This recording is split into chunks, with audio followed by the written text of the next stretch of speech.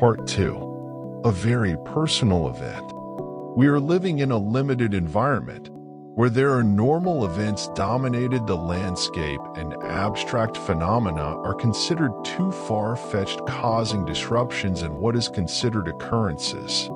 Nevertheless, there are many occurrences of this planet which surpasses our abilities of reason and logic, defying any known spectrum of understanding, leaving us in total awe of previous occurrences without an acute knowledge of the incidents, having only bits of information and supplying the public interest. The normalcy of the occurrence of events, area encounters with the Lord, God Almighty, are mostly rare. This infrequency is rare, but the research on those having a conversation with the Almighty does not happen frequently and can only be measured by the people of His choosing. These events are random, as they are not timed.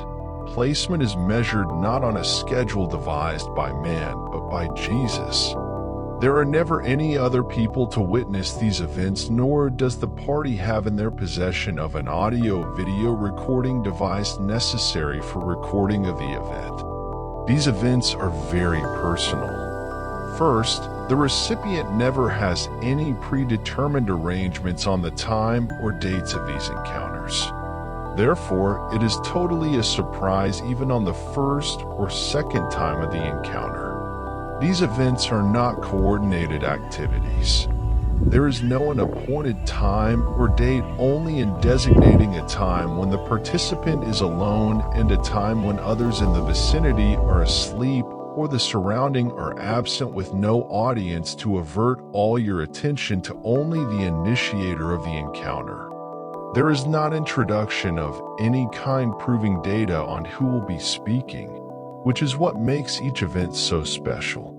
All is a surprised, spontaneous, and unexpected, but having an unbridled utopian experience. One way, one door for supreme happiness. I have failed to know the selection criteria for the honor of being selected in this group of prestigious and honored position. However, it was not my choice. It was the choice of Jesus. I guess I must have done something right. Recognizing my faults and failures, I never thought I was on a list to be selected in having a discussion or contacted by Jesus. There are no words in exclaiming my thoughts for inclusion to be a participant in this most exclusive club. Although I have never met anyone else in having a discussion with the King of the universe, it was a most distinguished honor. I never thought I met the qualifications of Jesus coming to earth to have a conversation with me. If I knew the criteria of this inclusion, I would have done whatever is necessary for this to happen again or more frequently. But these contacts were inaugurated by Jesus, and He is by far smarter than me. Therefore, He sets the tone, the time and date. I am only a participant, only a slave to the Master, waiting for Him to decide on the dates and agenda of this affirmation. Originally, I called this an affirmation. However, it was and it was not. It was not an affirmation of His existence. I always believed He was real and true. However, it did happen not once but 3 times, between the periods of February 1978 through March 2006, with the longest meeting occurring being in October 21, 2001, being about 30 minutes long. Each experience was so thrilling, exhilarating, and awe-inspiring does not begin to elevate the experience captivated by words alone. As a human and child of God, crying was the only response I was able to transcend in these moments. If you ever wondered how it would feel in being a billionaire owning all wanted, that would be a beginning, but not enough.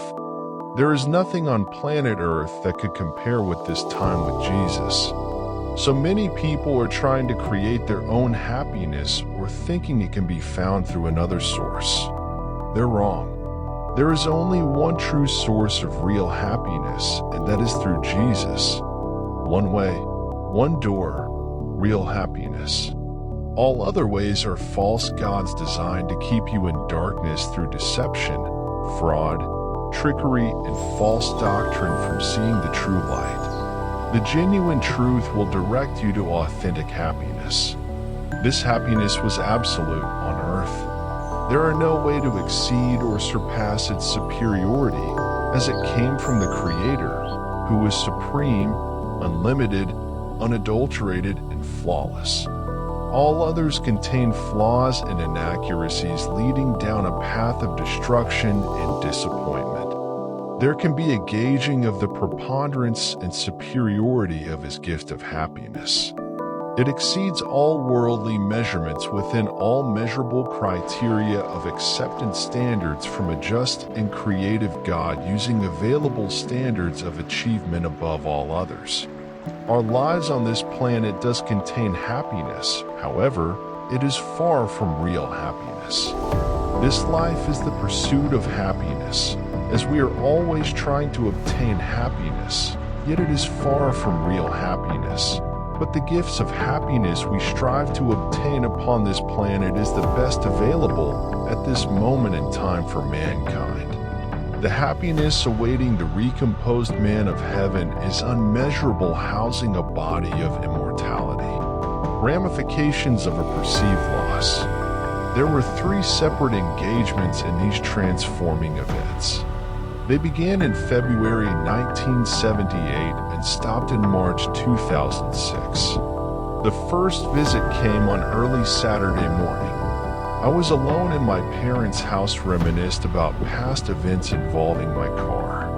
I was still disappointed regarding losing it to the finance company back in January. They had contacted me and told me to returning the car to their office. While there, I explained I was expecting my unemployment check to next day, providing a payment to their office. Unfortunately, this was not available and they took my keys and I walked home. I was heartbroken. The atrocity of this loss continued into February until early on Saturday morning of the 18th. I was still depressed from losing my car. While in bed, this voice suddenly appeared, which was not surprising. I had heard this voice before on a few occasions since I was around 14 years old. It was the same voice, and it asked me if I was ready to be a Christian. But this time I said, without an excuse, okay, I'll do it, rather hurriedly and emphatically, as soon as those words left my lips. A great spirit of joy, peace, and happiness fell upon me all at once. It was the most joyous had ever been, and someone also added, "You know you're going to heaven." I was so excited this was just an addition comment to the exhilaration. I ran to my father's room and tried to hug him. I woke him up from his sleep and startled them. I woke the entire household with this amazing event and had to tell them the occurrence of the unannounced, yet unidentified visit. Although there was not a voice identifying himself from previous events, I knew the identity of the voice, since this was the same voice I had heard since I was 13. This voice was the same voice asking me if I wanted to be a Christian. I am pretty sure it was Jesus, but never really gave it that much concern or detailed any information with friends or family. The reasons for my non-disclosure and sharing with anyone are not truly known. I don't really remember what were my reasons for concealing these encounters, but I guess I had my reasons as a teenager. After reflecting on my teenage years, in hindsight, I should have known these events would continue to occur until something meaningful would occur. Even now, 23 years later, there is something remaining undone needing to be accomplished. Jesus is real.